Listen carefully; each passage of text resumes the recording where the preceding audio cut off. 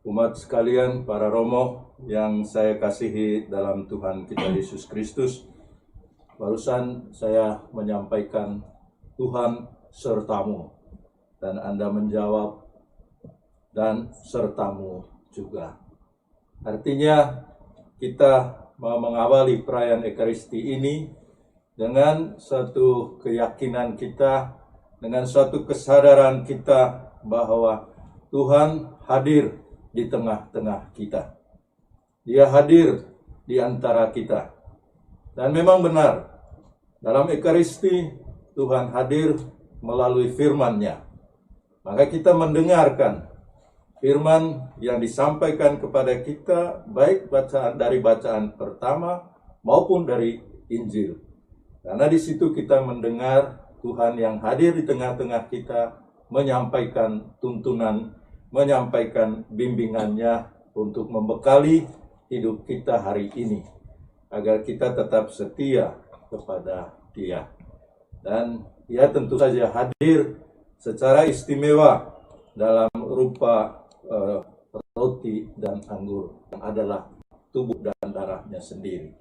Maka perayaan Ekaristi, saudara-saudari, begitu istimewa untuk kita sekalian. Maka marilah kita mempersiapkan diri, membuka hati kita, dan merasakan kehadiran Tuhan itu juga melalui sesama kita yang hadir dalam Ekaristi Kudus ini maupun dalam keluarga kita masing-masing. Marilah berdoa.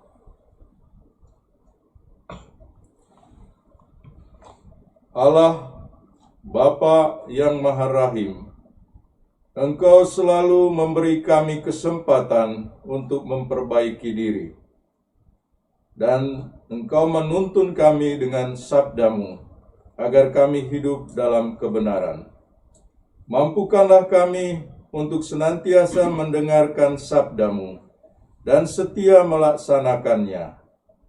Dengan pengantaran Yesus Kristus Putra-Mu Tuhan kami, yang bersama dengan Dikau dalam persatuan Roh Kudus, hidup dan berkuasa Allah sepanjang segala masa. Amin. Saudara-saudari, kita meyakini bahwa Tuhan berfirman kepada kita melalui Injil maupun bacaan pertama hari ini. Nah, apa yang hendak Tuhan bimbing bagi kita hari ini? Nah, dalam tradisi rohani, artinya dalam tradisi pengalaman orang dengan yang ilahi, pengalaman kita dengan Allah, ada yang disebut pengalaman puncak atau peak experience. Pengalaman yang juga orang katakan pengalaman aha. Artinya orang menemukan inilah yang dia cari. Inilah yang dia harapkan terjadi dalam relasi dengan Allah itu.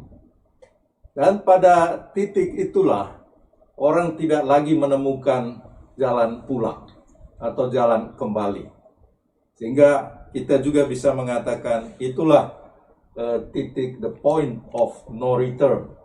Artinya orang tidak kembali lagi ke masa hidup yang lalu, tapi dengan bertitik tolak dari pengalaman khusus itu, dia maju terus ke depan, melaksanakan apa yang dia yakini dijumpai dalam pengalaman itu.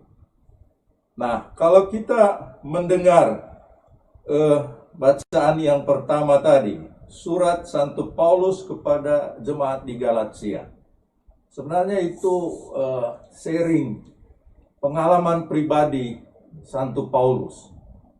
Pengalaman di mana dia merasakan dan mengalami sendiri Allah datang dan menyatakan kepada dia agar dia berubah, agar dia melakukan pertobatan dan kemudian memberitakan firman Tuhan itu, mewartakan tentang Tuhan itu sendiri. Tadi dalam bacaan pertama dia mengatakan Ia berkenan, artinya Allah itu berkenan menyatakan anaknya dalam diriku, agar aku memberitakan dia di antara bangsa-bangsa lain. Dia katakan, sebelumnya saya orang Yahudi. Saya juga pada masa sebelumnya, saya tanpa batas, saya menganiaya jemaat Allah dan berusaha membinasakannya. Kemudian dalam agama Yahudi itu aku jauh lebih maju dalam banyak teman sebaya di antara bangsaku, karena saya sangat rajin memelihara adat istiadat nenek moyangku. Itu kehidupan masa lalunya. Tapi tatkala Allah datang menyatakan dirinya dalam perjalanan dia ke Damsyik dari Yerusalem untuk mengejar pengikut Kristus, Allah berkenan, dia katakan, menyatakan anaknya dalam diriku. Dan disitulah Santo Paulus itu dipanggil oleh Tuhan untuk memberitakan Yesus itu di antara bangsa-bangsa lain. Pengalaman pertobatan dia yang kita kenal pengalaman Damsyik, perjalanan menuju ke Damsyik. Di sana Yesus sendiri berkata, Saulus, Saulus, mengapa engkau menganiaya aku? Dan dia bertanya, siapakah engkau, Tuhan? Lalu Yesus menjelaskan. Nah, itulah pengalaman puncak bagi Santo Paulus. Dan sejak itu dia tidak pernah mundur lagi. Dia menjadi manusia baru yang siap memberitakan Injil, memberitakan tentang Tuhan Yesus kepada orang-orang lain, kepada bangsa-bangsa lain. Maka apapun tantangan yang dia hadapi, dia tidak mundur lagi. Sehingga dalam bagian akhir dari bacaan pertama itu, dia katakan ada orang-orang pengikut Kristus yang belum mengenal dia, yang mendengar bahwa dulu dia menganiaya mereka, sekarang orang ini sudah memberitakan iman. Dan mereka memuliakan Allah karena aku. Jadi pengalaman pertobatan Santo Paulus ini justru membawa efek yang baik bagi orang lain. Nah, saudara dan saudari, mudah-mudahan kita juga punya pengalaman yang pribadi dengan Allah itu. Dan pengalaman itu mudah-mudahan sedemikian rupa membuat kita tidak kembali lagi ke hidup masa lalu. Kita memulai sesuatu yang baru. Hal yang kedua yang menarik untuk kita renungkan hari ini ialah apa yang dilakukan oleh Marta dan Maria. Dua pribadi yang berbeda, tapi punya pengalaman yang sama, bahwa mereka dikunjungi oleh Yesus. Bahkan Yesus datang ke rumah mereka. Dia kemudian memberikan pengajaran di sana. Dua-duanya mengambil sikap bahwa berhadapan dengan Yesus, mereka harus melakukan sesuatu. Dan apa yang dilakukan oleh kedua orang ini yang punya kepribadian yang berbeda, yang dilakukan oleh Marta ialah melayani Yesus, tetapi dengan persiapan di dapur, supaya tamu yang datang itu nanti mendapat makanan dan pelayanan yang lain. Sedangkan Maria itu dia melayani Yesus di meja tamu, artinya menemani Yesus, mendengarkan apa yang disampaikan oleh Yesus sendiri. Jadi sebenarnya apa yang mereka lakukan ini adalah dua hal yang sama, dalam artian melayani Yesus dengan cara yang berbeda. Sesungguhnya yang pokok di sini ialah bahwa kita berhadapan dengan Yesus. Dalam perjumpaan kita dengan Yesus, kita terdorong untuk melayani dia dengan cara macam-macam. Antara lain dengan cara melayani, dengan mempersiapkan makanan tadi di dapur, lalu yang lain ialah duduk mendengarkan Yesus, menemani Yesus. Ada anekdot yang diceritakan orang, itu Marta ini kan seorang yang tukang masak, dan masakannya katanya enak sekali.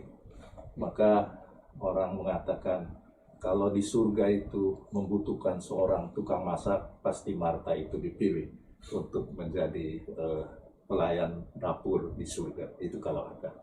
Tapi mau dikatakan bahwa apapun yang kita kerjakan, kalau itu kita kerjakan dalam konteks melayani Tuhan, itu adalah sesuatu yang baik. Dan dalam tradisi gereja Katolik kita ada adagium yang mengatakan ora et labora.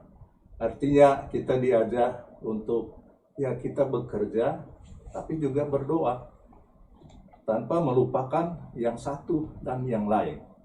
Jadi boleh dikatakan dua unsur inilah yang digambarkan oleh dua pribadi ini. Unsur yang penting ialah berdoa, mendengarkan Tuhan. Unsur yang penting juga melayani Tuhan melalui pekerjaan-pekerjaan yang konkret. Dan ada juga dalam tradisi rohani orang mengatakan contemplatione in actione. Artinya kita mengkontemplasikan, menghayati kehadiran Tuhan juga dalam perbuatan-perbuatan kita.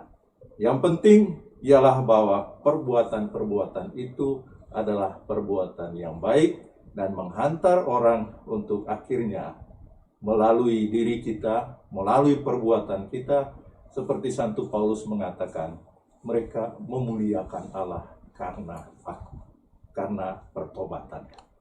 Mari saudara dan saudari, kita memaknai pekerjaan-pekerjaan kita, kehadiran-kehadiran kita, agar kehadiran kita memang menghantar orang lain untuk akhirnya memuliakan Allah.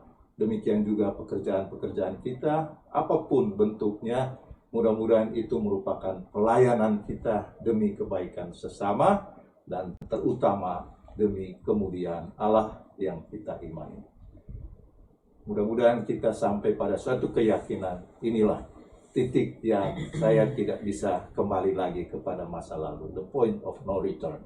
Saya maju terus karena saya mengalami Tuhan yang memperhatikan kita, Tuhan yang memanggil kita. Tuhan memberkati. Amin.